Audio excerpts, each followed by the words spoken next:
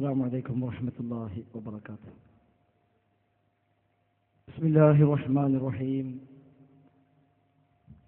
الحمد لله رب العالمين. اللهم صل على محمد وعلى آل محمد كما صليت على إبراهيم وعلى آل إبراهيم إنك حميد مجيد. اللهم بارك على محمد وعلى آل محمد كما باركت على إبراهيم وعلى آل إبراهيم إنك حميد مجيد. أما بعد فإن خير الكلام كلام الله وخير السنن سنن محمد صلى الله عليه وسلم وشر الأمور محدثاتها وكل محدثة بدعة وكل بدعة ضلالة وكل ضلالة في النار. أعوذ بالله من الشيطان الرجيم. بسم الله الرحمن الرحيم. يا أيها الذين آمنوا اتقوا الله حق تقاته ولا تموتن إلا وأنتم مسلمون. بسم الله الرحمن الرحيم. يا أيها الذين آمنوا أطيعوا الله وأطيعوا الرسول وأولي الأمر منكم فإن تنازعتم في شيء فردوه إلى الله والرسول إن كنتم تؤمنون بالله واليوم الآخر ذلك خير وأحسن تأويلا.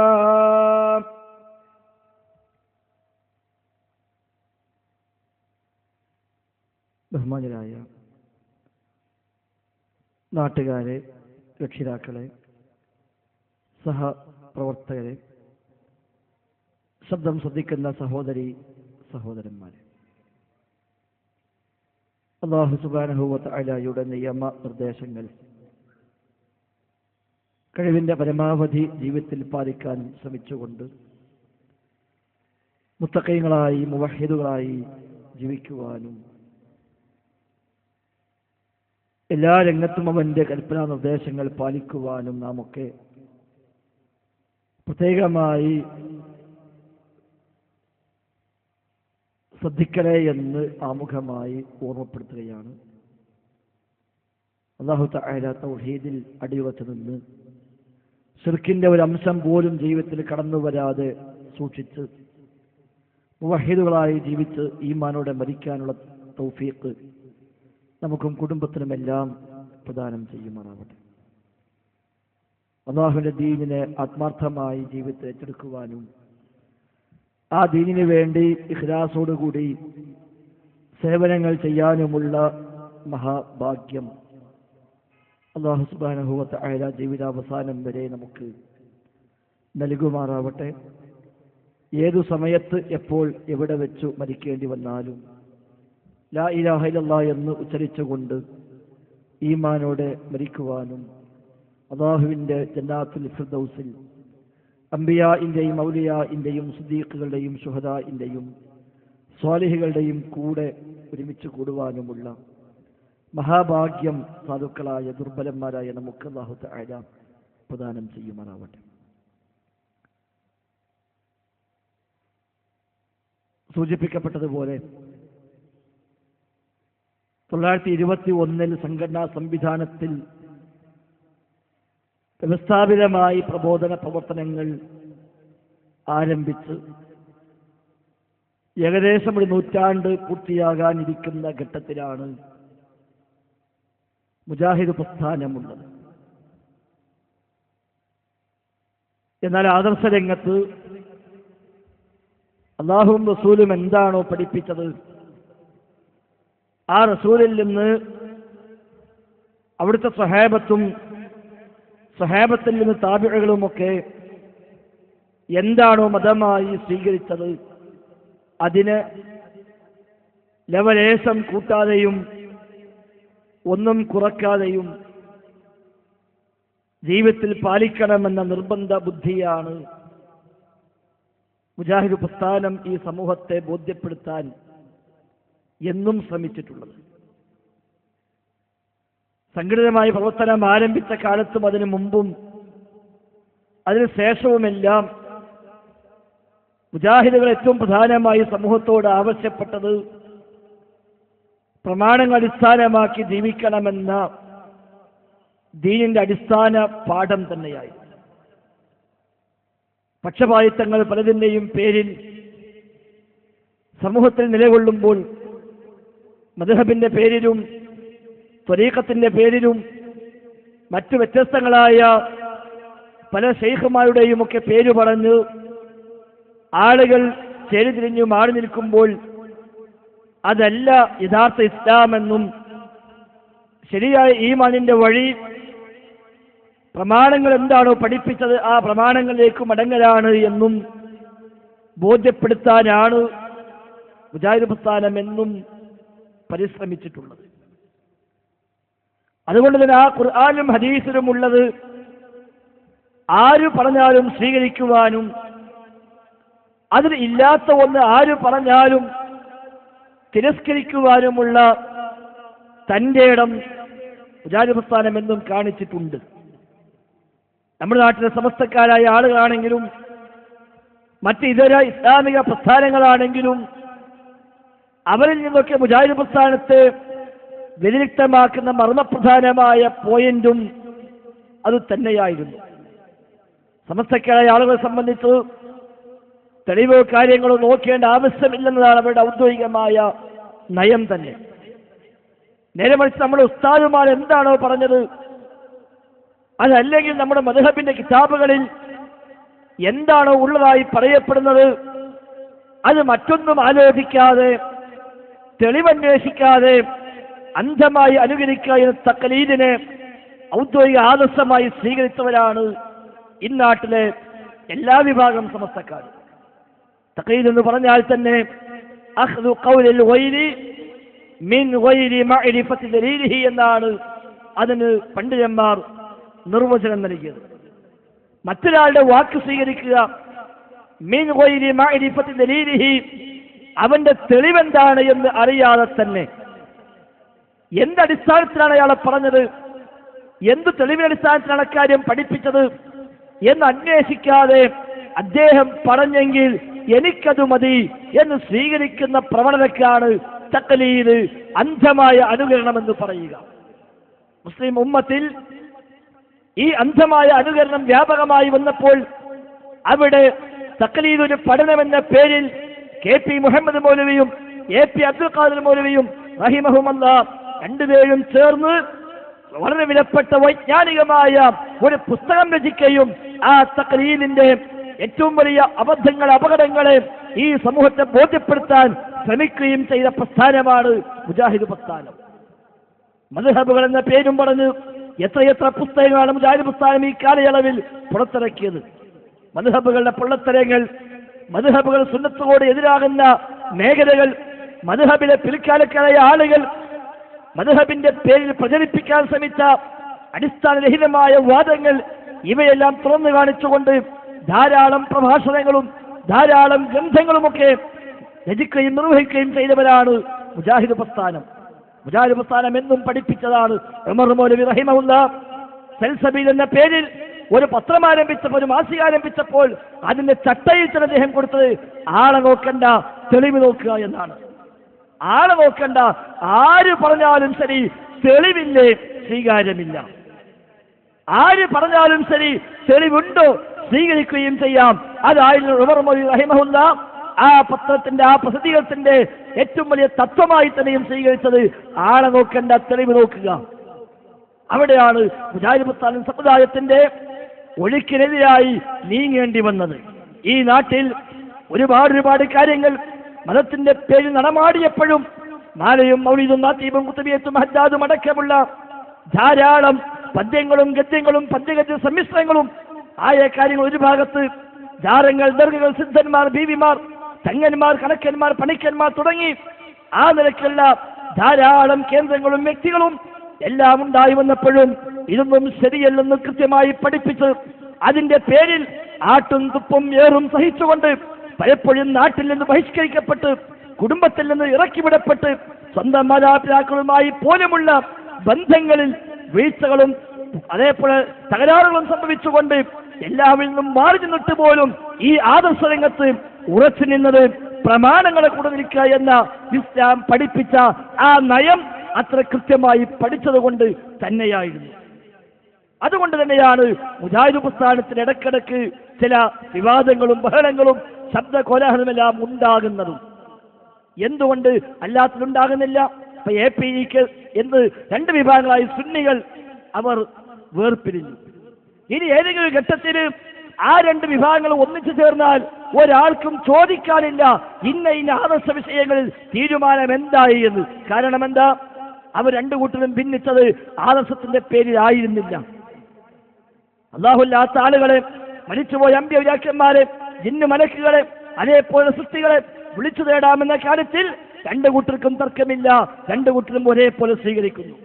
ഹക്കും ജാഹും ബർക്കത്തും വെച്ചുള്ള തെറ്റായ തവസ്സുല് അത് ശരിയാണെന്ന തരത്തിൽ രണ്ടു കൂട്ടർക്കും അഭിപ്രായ വ്യത്യാസമില്ല.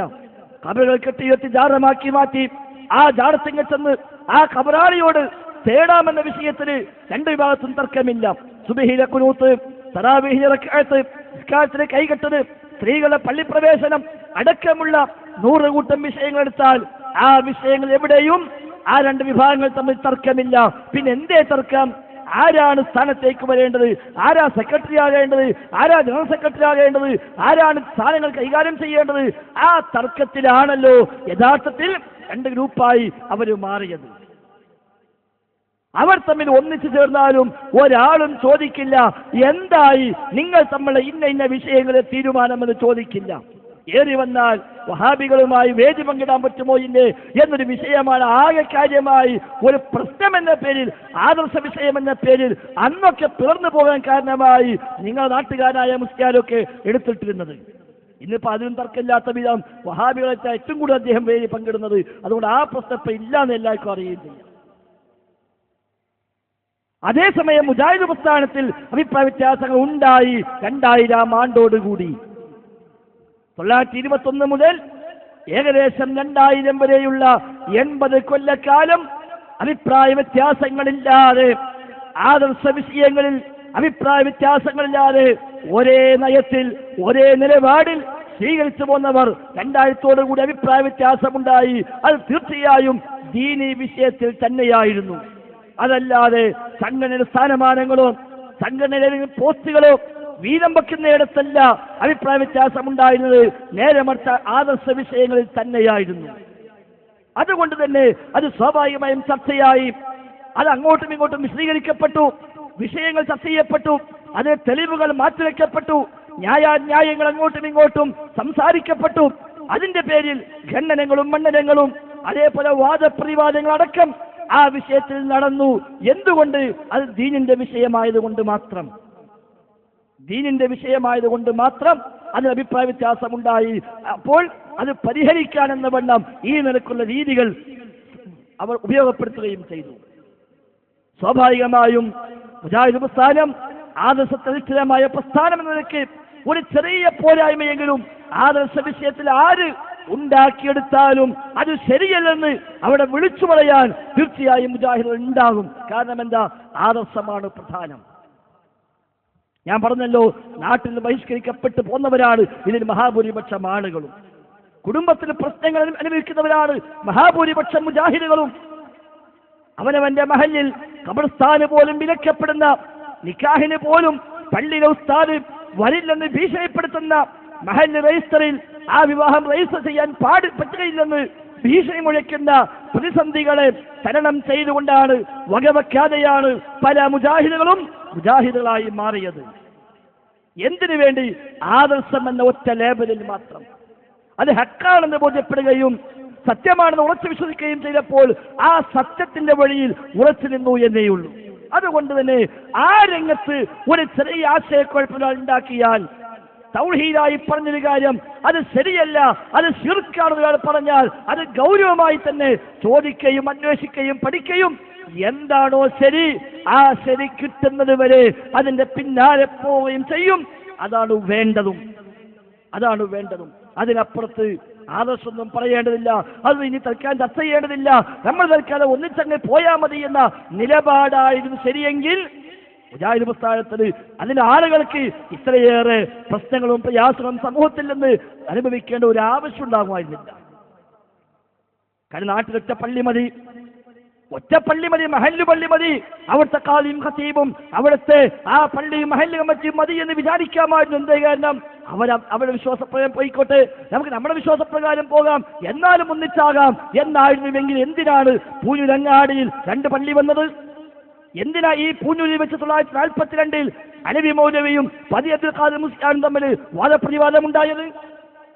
ഇവിടെ വാദപ്രതിവാദമുണ്ടായല്ലോ എന്ന ഒറ്റ വിഷയം, മുഹീദ്ദീൻ ശൈഖെ രക്ഷിക്കണേ, ബദരീങ്ങളെ കാക്കണേ എന്നിങ്ങനെ മരിച്ചുപോയ മഹാന്മാരെ വിളിച്ചു പ്രാർത്ഥിക്കാൻ ഖുർആനിൽ തെളിവുണ്ടോ എന്ന ചോദ്യമാണ് രാത്രി 9 മണി മുതൽ 2 മണി വരെ നീണ്ടുനിന്ന സംവാദത്തിൽ എടവണ്ണ അലവി മൗലവി റഹിമഹുല്ലാ ആവർത്തിച്ച് ചോദിച്ചത്. അത് സാക്ഷ്യം വഹിച്ച തലമുറകൾ മരിച്ചു തീർന്നിട്ടില്ലല്ലോ ഈ നാട്ടിൽ നിന്ന്. ഉമർ മൗലവി റഹിമഹുല്ലാ അദ്ദേഹത്തിന്റെ ഓർമ്മകൾ തിരുത്തി എന്ന പുസ്തകത്തിന് വളരെ വിശദമായി പൂഞ്ഞൂർ സംഭവത്തെക്കുറിച്ച് അദ്ദേഹം രേഖപ്പെടുത്തിയിട്ടുണ്ട്. അത് വായിച്ചറിവേ ഞങ്ങൾക്കെല്ലാം ഉള്ളൂ. 9 മണിക്കെല്ലാം റെഡി നിൽക്കുമ്പോ മൈക്ക് ഓണാക്കി അലവി മൗലവി ചോദ്യം ആരംഭിച്ചുവെന്നാണ്. മുഹീദ്ദീൻ ശൈഖെ രക്ഷിക്കണേ, ബദരീങ്ങളെ കാക്കണേ എന്നിങ്ങനെ മരിച്ചുപോയ മഹാന്മാരെ വിളിച്ചു തേടാൻ ഖുർആനിൽ തെളിവുണ്ടോ? പതി അബ്ദുൽ ഖാദിർ മുസ്ലിയാർ എഴുന്നേറ്റിട്ട് പറഞ്ഞു, ആരാണ് ആദ്യം ചോദിക്കേണ്ടത് എന്ന് തീരുമാനിച്ചിട്ടില്ല, അതുകൊണ്ട് നിങ്ങൾ ചോദിച്ചത് ശരിയായില്ല എന്ന് പറഞ്ഞ അലവി മൗലവിയെ കണക്കിൽ ആക്ഷേപിച്ചു. ആ സംസാരം കഴിഞ്ഞ് ഇരുന്നപ്പോ അലവി മൗലവി ശാന്തമായി എഴുന്നേറ്റുകൊണ്ട് വീണ്ടും മൈക്ക് മുമ്പിലേക്ക് വന്നിട്ട് പറഞ്ഞു, അതേ മുസ്ലിയാരെ, ആരാണ് ആദ്യം ചോദിക്കേണ്ടത് തീരുമാനിച്ചിട്ടില്ല, അതുകൊണ്ട് ആരെങ്കിലും ഒന്ന് ചോദിക്കണമല്ലോ, അതിനാൽ ഞാൻ ചോദിക്കുന്നു എന്ന് പറഞ്ഞ് ചോദ്യം ആവർത്തിച്ചു. അത് കഴിഞ്ഞിരിക്കും, പതി മുസ്ലിയാർ എഴുന്നേൽക്കും, പിന്നെയും കൂടെ ചീത്ത പറയും. ആ ചീത്തയെല്ലാം കഴിഞ്ഞ് അദ്ദേഹം ഇരിക്കുമ്പോ അലവി മൗലവി പിന്നെയും എഴുന്നേൽക്കും, ഈ ചോദ്യം ആവർത്തിക്കും, അദ്ദേഹം അവിടെ പോയിരിക്കും. രാത്രി 2 മണി വരെ അലവി മൗലവിയുടെ 100 കണക്കായ തവണയുള്ള ഈ ചോദ്യവും പതി അബ്ദുൽ ഖാദിർ മുസ്ലിയാരുടെ ഈ ചീത്തയും അത് രണ്ടും കൂടെ ആയപ്പോ ആളുകൾക്ക് തോന്നി, എന്തിനാ പുസ്തകം ഇങ്ങനെ ചൂടാകുന്നത്, ഒരു മറുപടി കൊണ്ട് പറഞ്ഞാൽ പോരേ. അവസാനം 2 മണിക്ക് പതി അബ്ദുൽ ഖാദിർ മുസ്ലിയാർ പറഞ്ഞു അത്രേ, അങ്ങനെ തേടാൻ പാടില്ലെന്ന് ഖുർആനിൽ ഇല്ലാത്തത് കൊണ്ട് പാടുണ്ട് എന്ന് മനസ്സിലാക്കാം. എന്തിനാണ് സഹോദരങ്ങളെ ആ സംവാദം ഉണ്ടായത്? ആ സംവാദമല്ലേ പല ആളുകളെയും തൗഹീദിന്റെ വഴിയിലേക്ക് മാറ്റിയത്? അതിന്റെ പേരിൽ എന്തെല്ലാം പ്രശ്നങ്ങൾ നാട്ടിലുണ്ടായി, കുടുംബത്തിലുണ്ടായി, ഏതെല്ലാം നിലയ്ക്കുള്ള വിഭജനങ്ങൾ വന്നു. എന്തിനായിരുന്നു അതൊക്കെ? അത് ഹക്കാണെന്ന് ബോധ്യമായപ്പോൾ മുസ്ലിയാക്കന്മാർ കൊണ്ടുവരുന്ന ആശയം ശരിയല്ല, ഖുർആനിൽ ഉള്ളതല്ല, അത് ഇസ്ലാമിന്റെ നയമല്ല, തെറ്റായ ആശയമാണ് എന്ന് ബോധ്യം വന്നപ്പോൾ പിന്നെ നോക്കിയില്ല. വാപ്പെന്താ പറയാ, വല്ലിപ്പെന്താ വിചാരിക്കുക, ഉമ്മ എന്താ പറയാ, നാട്ടുകാരെന്താ പറയാ, മഹല്ല് കമ്മിറ്റി എന്താ വിചാരിക്കുക, അതൊന്നും നോക്കാതെ ആ ഹക്കിന്റെ വഴിയിലേക്ക് മാറി നിന്നവരല്ലേ മുജാഹിദുകൾ. എങ്കിൽ ആ മുജാഹിദ് പ്രസ്ഥാനത്തെ സംബന്ധിച്ച് ആദർശ മേഖല പ്രധാനം തന്നെയാണ്. വിശുദ്ധ ഖുർആനും തിരുസുന്നത്തുമാകുന്ന അടിസ്ഥാന പ്രമാണങ്ങളെ ആത്മാർത്ഥമായി സ്നേഹിക്കുകയും ആത്മാർത്ഥമായി ഏറ്റെടുക്കുകയും അതിലെ ഒരക്ഷരം പോലും കൈവെക്കാൻ സമ്മതിക്കില്ലെന്ന് വാശി കാണിക്കുകയും ചെയ്യുന്നവരാ മുജാഹിദുകൾ. ഒരുപക്ഷെ മറ്റാർക്കും അത്ര ആ വിഷയത്തിൽ കണിശ ഉണ്ടാവില്ല എന്ന കാര്യം തീർച്ചയാണ്.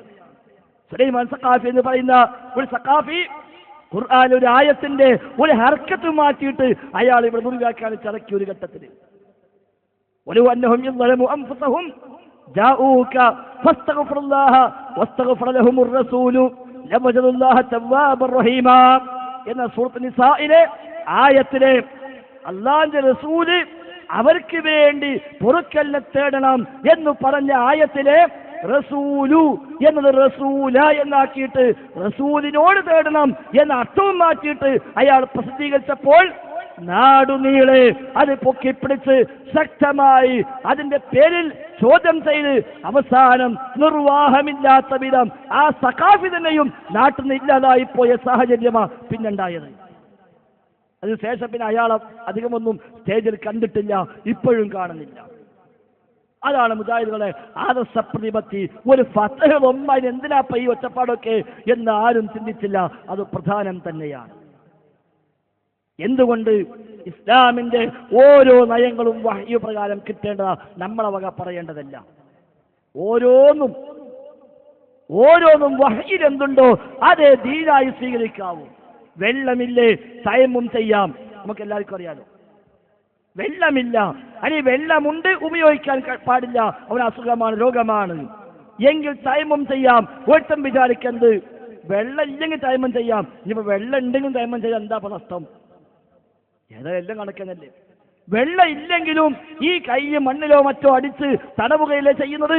എന്നാ പിന്നെ ഒളൂവിന് പകരം അത് നിൽക്കുമെങ്കിൽ വെള്ളം ഉണ്ടാകുമ്പോഴും എന്താ തയമ്മം ചെയ്താൽ എല്ലാം കണക്കല്ലേ എന്നൊരുത്തം വിചാരിച്ചാലോ പറ്റൂല. എന്താ അത്ര വാശി? വെള്ളം ഇല്ലെങ്കിൽ തയമ്മം ചെയ്യാതെ നീയും സമ്മതിക്കുന്നില്ലേ? ഉണ്ട്. എന്നാ പിന്നെ വെള്ളം ഉണ്ട് എന്നുകൊണ്ട് ആ നിയമം സ്വീകരിക്കാൻ പറ്റില്ല എന്ന് വരും. എന്തുകൊണ്ട്? വഹ്യാണ് മതം. മതം വഹ്യിന്റെ അടിസ്ഥാനത്തിലാണ്. കൈ എവിടെ കെട്ടണം എന്തിനാ തർക്കം വന്നത്? ചിലര് പറഞ്ഞു എവിടെങ്കിലും കെട്ടിക്കോട്ടെ തർക്കിക്കാൻ പോണ്ടാണ്. എന്നാ ആ വാശി എന്തിനാ ഒരു വാശി എന്ന് ചോദിച്ചവന് ഒറ്റ ആവശ്യമേ അല്ലാഹു റസൂൽ എവിടെ കെട്ടിയോ, എവിടെ കെട്ടാൻ പറഞ്ഞോ അവിടെ കെട്ടണം എന്ന് പറഞ്ഞാൽ അതല്ലേ ന്യായം എന്നാ മുജാഹിദ് പറഞ്ഞത്. തല തടവുമ്പോ എങ്ങനെയും തടവിക്കോട്ടെ, തല വേണോ വേണ്ടേ എന്നാണ് ഇവിടെ മറ്റു പലരും നമ്മളെ പറ്റി ആലോചിക്കുന്നത്. ആ സമയത്ത് തല എവിടെ തടവണം എന്ന ചർച്ച ശരിയല്ലെന്ന് പറഞ്ഞ് പരിഹസിച്ച മനുഷ്യന്മാരുണ്ട്. അവിടെയൊക്കെ ഏതു ചെറിയ വിഷയത്തിലാണെങ്കിലും അത് ശാഖാപരമാണെന്ന് പറഞ്ഞ് മാറ്റിവെക്കാതെ അല്ലാഹുവും റസൂലും പഠിപ്പിച്ചതിനപ്പുറത്തേക്ക് ലവലേശം അങ്ങോട്ടോ ഇങ്ങോട്ടോ പോകാൻ പാടില്ലെന്ന് വാശി കാണിക്കുകയും അതിന്റെ പേരിൽ വാദപ്രതിവാദങ്ങളും ഖണ്ഡനമണ്ഡനങ്ങളും നടക്കുകയും ചെയ്ത മണ്ണാണ് കേരള മണ്ണ്. 5, 6, 7, 8, 10 ഖണ്ഡന പരമ്പരകൾ തന്നെ നടന്ന പ്രദേശങ്ങളിലെ ഈ പ്രദേശങ്ങളൊക്കെ തന്നെയും. അതുകൊണ്ട് തന്നെ ആ മുജാഹിദ് പ്രസ്ഥാനത്തെ സംബന്ധിച്ച് കൃത്യമായ ആദർശ അടിത്തറയുണ്ട്. അത് തകർക്കാൻ, അത് ചോദ്യം ചെയ്യാൻ, അത് നോക്കേണ്ടതില്ലെന്ന് പറയാൻ തൽക്കാലം ഇവിടെ ഒന്നാകെ പ്രശ്നം വരുമ്പോ അതൊന്നും ഇനി നോക്കണ്ട, നമ്മൾ ഒന്നിച്ചെന്നാ മതി എന്ന് പറഞ്ഞാൽ അതല്ല മുജാഹിദ് പ്രസ്ഥാനം എന്ന് പറയേണ്ട ബാധ്യത ഒരൊറ്റ മുജാഹിദുകാരൻ ബാക്കിയുണ്ടെങ്കിൽ അവനുമുണ്ട്. അതാണ് വിസ്ഡം ഗ്ലോബൽ ഇസ്ലാമിക് മിഷൻ എന്ന കൂട്ടായ്മയുടെ ലേബലിൽ ചെയ്തുകൊണ്ടിരിക്കുന്നത്. ഇനി ഇങ്ങനെ കൂട്ടായ്മ ഉണ്ടായിട്ടില്ല എന്ന് വിചാരിക്കാം. ഈ കൂട്ടായ്മയൊന്നും ഉണ്ടായിട്ടില്ലെങ്കിലും, ഇങ്ങനെ ഒരു സംവിധാനം ഉണ്ടായിട്ടില്ലെങ്കിലും, മൈക്ക് കെട്ടാനും സ്റ്റേജ് കെട്ടാനും സ്വാഗതം പറയാനും ക്ഷണിച്ചുപെടുത്താനും ഒരാളും ഉണ്ടായിട്ടില്ലെങ്കിലും ഇവിടെ ഒരു മുജാഹിദുകാരൻ ജീവിച്ചിരിപ്പുണ്ടെങ്കിൽ അവന്റെ കടമയാണ് ഈ നാട്ടില് ഏറ്റവും ചുരുങ്ങിയത് ആ പള്ളിയുടെ കോലായ്മ കയറി നിന്നിട്ട് കൂട്ടരെ ഇത് ശരിയല്ല കേട്ടോ, ഇതല്ല മുജാഹിദ് പ്രസ്ഥാനത്തിന്റെ പാരമ്പര്യമെന്ന് വിളിച്ചു പറയേണ്ട ബാധ്യത ഓരോ മുജാഹിദുകാരൻ്റെതുമാണ്. അത് ഒന്നിച്ചുകൂടി കൂട്ടായ്മയായി നിർവഹിച്ചുവെന്ന് മാത്രം. സഹോദരങ്ങൾ സൂചിപ്പിച്ചത് ഇസ്ലാമിന്റെ പ്രമാണങ്ങൾ തന്നെയാണ് ഇവിടെ അടിസ്ഥാന വിഷയം. വിശുദ്ധ ഖുർആനും തിരുസുന്നത്തും. ആ ഹദീസിനെതിരെ ഏതെല്ലാം കാലങ്ങളിൽ നിഷേധാത്മകമായ പരിഹാസപരമായ നിലപാടുകൾ വന്നുവോ അവിടെ മുജാഹിദ് പ്രസ്ഥാനം ഇടപെട്ടിട്ടുണ്ട്. CN അഹമ്മദ് മൗലവി ഈ നാട്ടില് പുതിയ ചില വാദങ്ങളുമായി വരികയും അങ്ങനെ ഹദീസുകളെ ചിലതിലൊക്കെ തള്ളിക്കളയുകയും അതിനൊപ്പിച്ച് ഖുർആനിലെയും ചില വചനങ്ങളെ തെറ്റായ വ്യാഖ്യാനം നൽകുകയും ചെയ്തപ്പോഴാണ് മുഹമ്മദ് അമാനി മൗലവിയുടെ നേതൃത്വത്തിലുള്ള അമാനി പരിഭാഷ ഇവിടെ യാഥാർത്ഥ്യമായത്. അദ്ദേഹത്തിന് നിഷേധ പ്രവണതകൾ, മുഴുജത്തെ നിഷേധിച്ച, കറാമത്തെ നിഷേധിച്ച, ആ നിലക്കുള്ള പലതിനെയും നിഷേധിച്ച ചില പ്രവണതകൾ മൂസാ നബി സ്വല്ലല്ലാഹു അലൈഹി വസല്ലം വടി കൊണ്ടടിച്ചപ്പോ കടൽ പിളർന്ന് അപ്പുറത്തേക്ക് പോയി വഴിയുണ്ടായി, ആ വഴിയിലൂടെ പോയി എന്ന് ഖുർആൻ പഠിപ്പിക്കുമ്പോ CN അത് ഉൾക്കൊള്ളാൻ കഴിഞ്ഞില്ല. എങ്ങനെ വടി കൊണ്ടടിച്ചാൽ കടലുണ്ടായി പിളരുക? അത് ശരിയല്ല. എന്നാ ഖുർആനിൽ കാണുന്നു ഇനി എന്ത് ചെയ്യും? അവസാനം CN കണ്ടെത്തി അത് വടി കൊണ്ട് അടിച്ചു എന്ന് പറഞ്ഞാൽ അടിച്ചു എന്നല്ല, പിന്നെയോ മൂസാ നബിക്ക് ആ നാട് നല്ല പരിചയമാ. അതുകൊണ്ട് അവിടെ എവിടെയാണ് ആഴം കുറവ് എന്ന് മൂസാ നബിക്കറിയാം.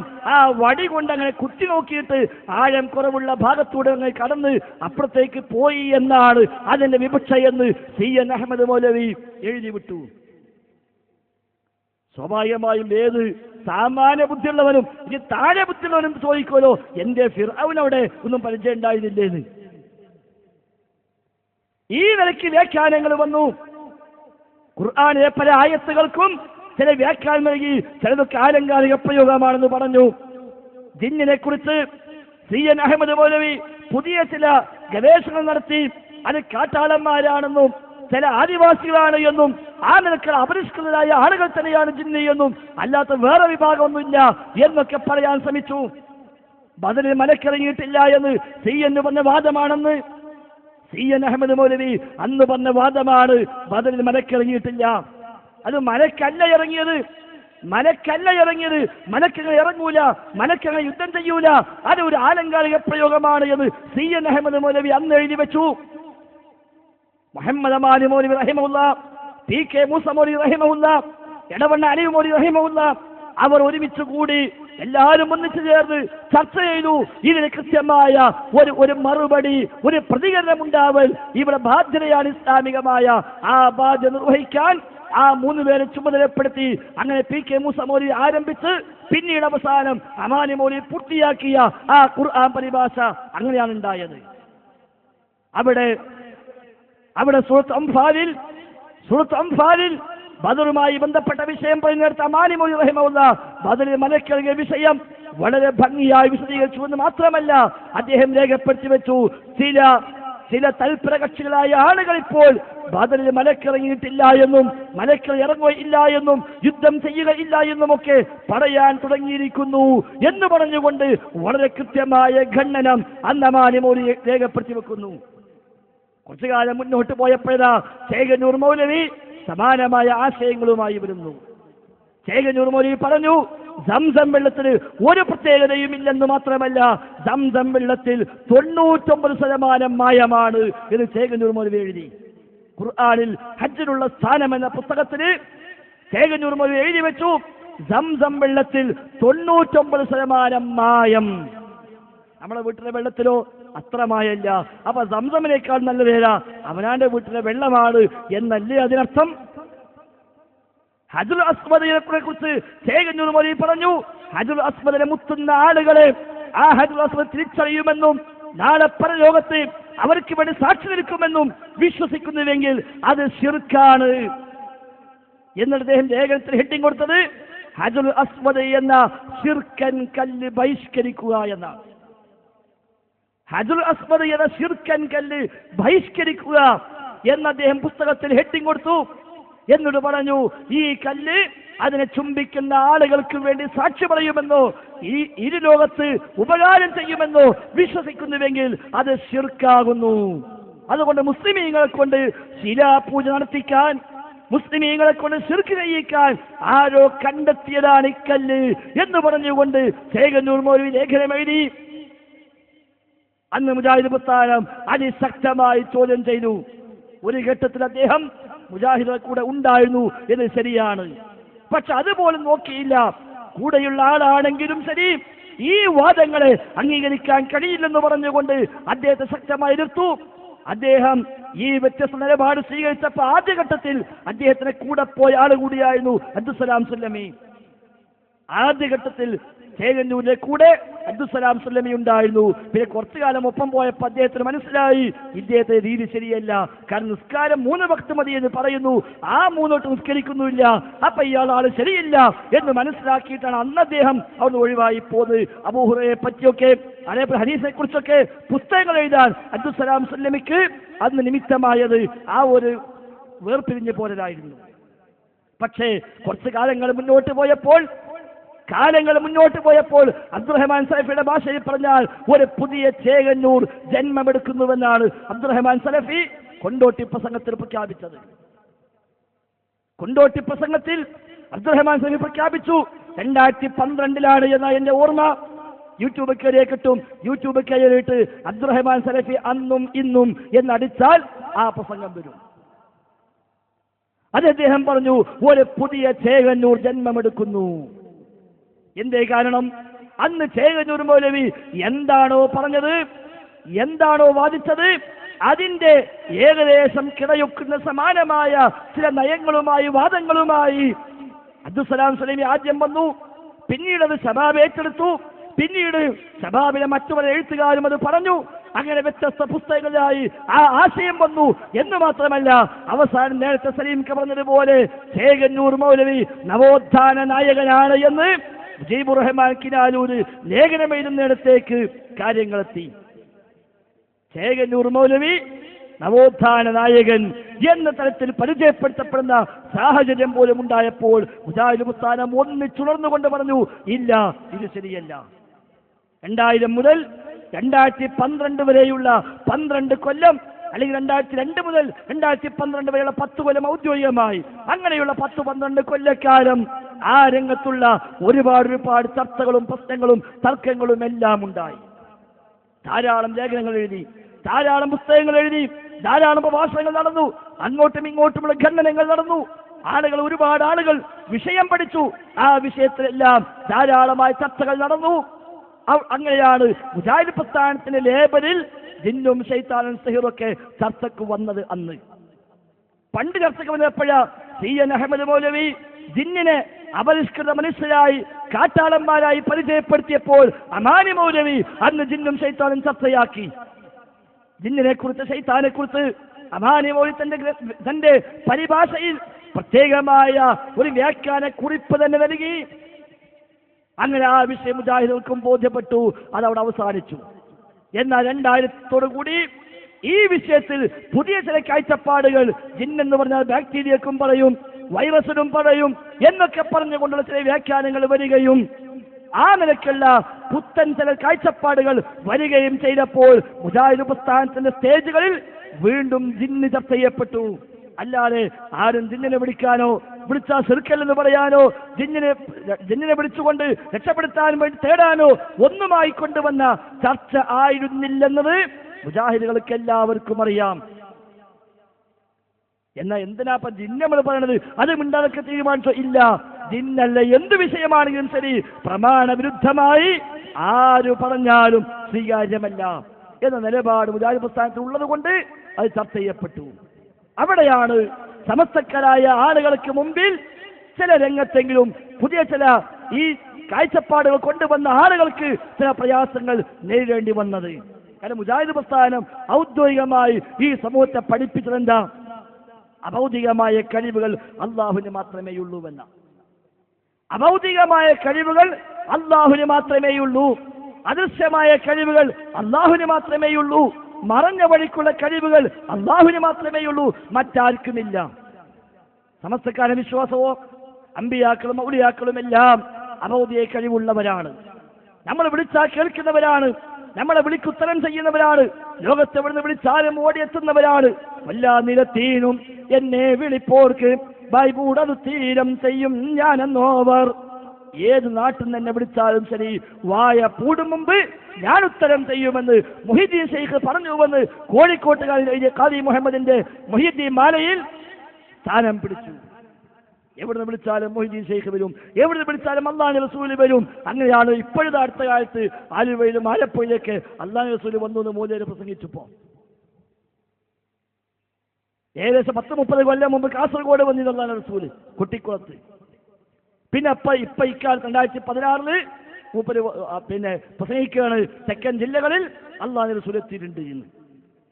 ഇങ്ങനെ ഞങ്ങളുടെ നാട്ടിൽ മുസ്ലിയാരെ പ്രസംഗിച്ചെന്തയോ, ഞങ്ങളെ എല്ലാ മൗലിദിന്റെ സദസ്സിലും അല്ലാഹുവിന്റെ റസൂൽ വരാറുണ്ട്. ചില മൗലിദ് സദസ്സുകൾ അല്ലാഹുവിന്റെ റസൂലാണ് ഉദ്ഘാടനം ചെയ്യാറുള്ളത്. പക്ഷെ നോട്ടീസ് കാണില്ല അത്ര. നബി അങ്ങനെ കൊടുത്ത് നോട്ടീസ്, ഉദ്ഘാടനം മുഹമ്മദ് നബി. എല്ലാവരും വരൂലേ? മൂലമൽ എന്തായാലും വരും, ഒരു മുടിയിട്ട് നോക്കാൻ വേണ്ടെങ്കിലും. അപ്പൊ ഏതായാലും പറഞ്ഞു വന്നത് അവരുടെ വിശ്വാസം അതാണ്. മറഞ്ഞ വഴിക്ക് സഹായിക്കാൻ, നമ്മുടെ വിളി കേൾക്കാൻ, നമ്മെ കാണാൻ, നമ്മുടെ ശബ്ദം കേൾക്കാൻ, നമ്മുടെ മുമ്പിൽ ഹാജരാകാൻ ഒക്കെ മുഹീദ്ദീൻ ശൈഖിന് കഴിയും, ഇഫായി ശൈഖിന് കഴിയും, അംബിയാഇന് കഴിയും, ഔലിയാഇന് കഴിയും എന്നൊക്കെയാണ് അവർ വിശ്വസിക്കുന്നത്. നമ്മൾ പറഞ്ഞു ഇല്ല, സാധ്യമല്ല, സാധ്യമല്ല.